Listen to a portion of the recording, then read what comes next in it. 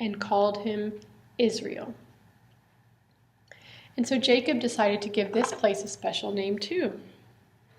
He had named the place that was the house of God Bethel, and now he named the place in which he had struggled with God, struggled with people in the night, Peniel. He named it Peniel because that means the face of God, because he knew he had been struggling with God in the night.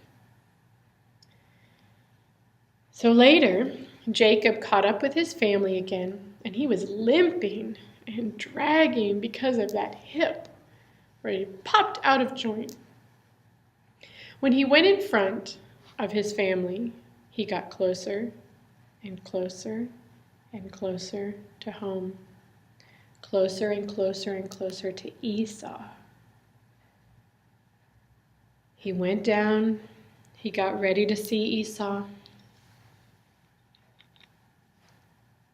probably feeling more and more nervous all the time. He bowed to the ground when Esau came near. But do you know what his brother did? He came running up to him and put his arms around him peacefully, like a brother, peacefully, like a friend. All was well again. Finally, after all this, Isaac did die. Isaac finally died, and Jacob and Esau buried him.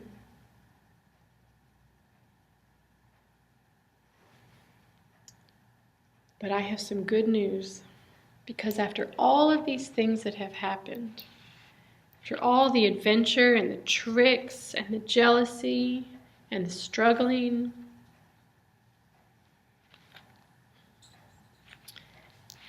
the family of God continues to grow.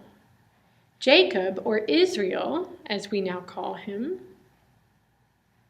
had 12 sons. Each of these sons became the head of a tribe. Wow, the family is growing and growing.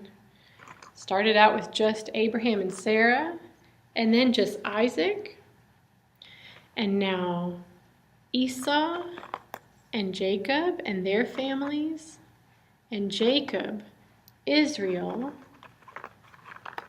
now 12 children.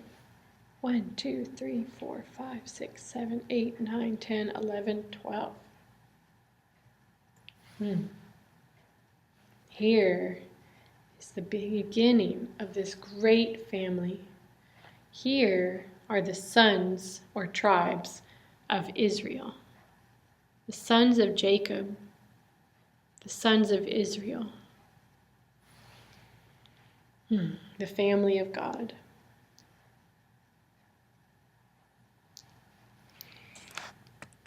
Okay, these stories are really long, so thank you for bearing with me through these videos.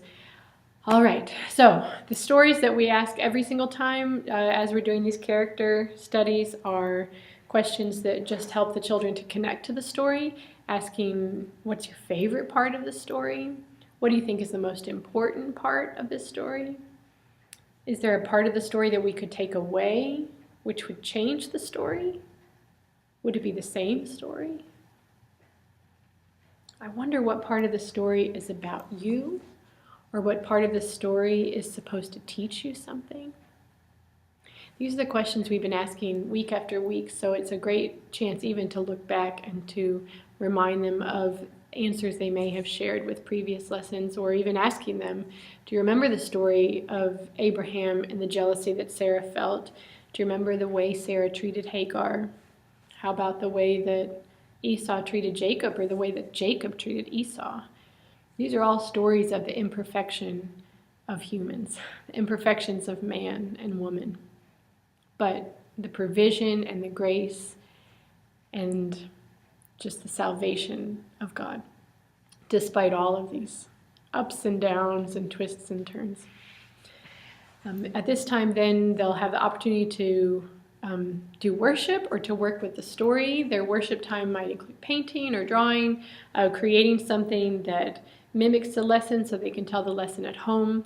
It's really individualized, but at the end of that worship time, you'll gather them back together. I would definitely recommend singing a song to help cue their cleanup. We usually sing Jesus Loves Me 3 times so that they feel like they kind of have the time frame understood as they're cleaning up, and it makes it a little bit more pleasant as they're cleaning up to sing along.